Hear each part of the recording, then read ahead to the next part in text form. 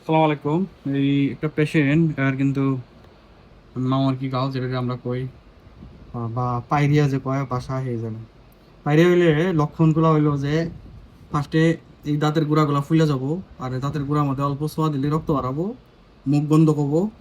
তাছাড়া দাঁতের মাঝে এই গ্যাপগুলা লাহে লাহে বাইরে যাবো। তার মানে এই মাংসটা এই তৈরি থাকা লাগছিল, এটা তলমি নেমে গেছে, যার জন্য কিন্তু দাঁতে গ্যাপ আইছে।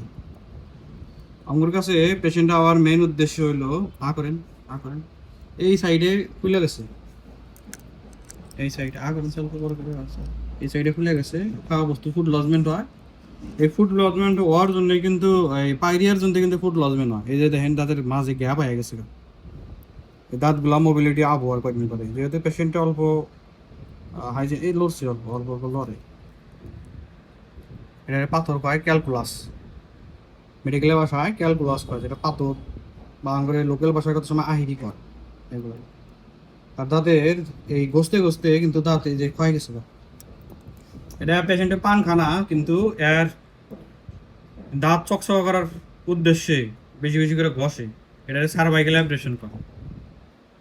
তো কোথাও হলে এখন এটা সাফা করা লাগবো। আমার ট্রিটমেন্ট যেটা হলো, আমি দুইবার ট্রিটমেন্ট করি। ফার্স্টে একবার পেশেন্টারে অল্প অল্প করে পাথরগুলা সাফা করে দিয়া আমরা 1 সপ্তাহ মেডিসিন দিয়ে দিই। মেডিসিন দেওয়ার পরে লাগাই না, মেডিসিন খাওয়ার পরে জায়গাগুলো হিল হয়। হিল হওয়ার পরে আবার ভালো করে সাফা করি, কারণ এই জায়গায় যদি বহুত ভালো করে সাফা করবার যাওয়া যায় ব্লিডিং হবো। হ্যাঁ, ব্লিডিং হইলে এমনি ব্লিডিং হওয়ার কি দরকার, যার জন্য অল্প অল্প করে করে সাফা করে দিয়ে মেডিসিন দেওয়া দেওয়া 1 সপ্তাহ 10 দিন পরে আইসা পেশেন্টে নতুন করে আবার সাফা করে নেওয়া যায়। তারপরে এটা গাম একদম হেলদি হয়ে যাবো। এই ভিডিওটা আমি পরে আপলোড দিব 1 সপ্তাহ 10 দিন পরে, দেখা যায় কিরকম আপলোড হয়। আর এগুলাতে ফিল আপ করা লাগবে, সার্ভাইকেল অ্যাব্রেশন, ইরোশন এগুলো, হ্যাঁ, এসিডিটি প্রবলেম। তো বহুত কাম আছে। ফার্স্টে হলো সব খাওয়া করা, তারপরে দাঁতগুলো লাহে লাহে লাহে লাহে ফিল আপ করা লাগবে একটা একটা করে। ইনশাল্লাহ এই কটা কাম করলে পেশেন্টে কিন্তু আরাম পাবো। এটাতে আমরা অল্প অল্প করে খালি পাতাগুলো উঠাই দেবো। আর দাঁত সাফা করা বড় কথা না, দাঁত একটা সাফা সবসময় অভিজ্ঞ ডাক্তারের বলে করবেন। এগুলাতে দাঁতের ক্ষতি কম হয়। কত সময় দেখা যায় যে রাস্তার ধারে একজন বসে আছে আর বলে দাঁত সাফা করে দিবেন, এটা কিন্তু দাঁত সাফা করা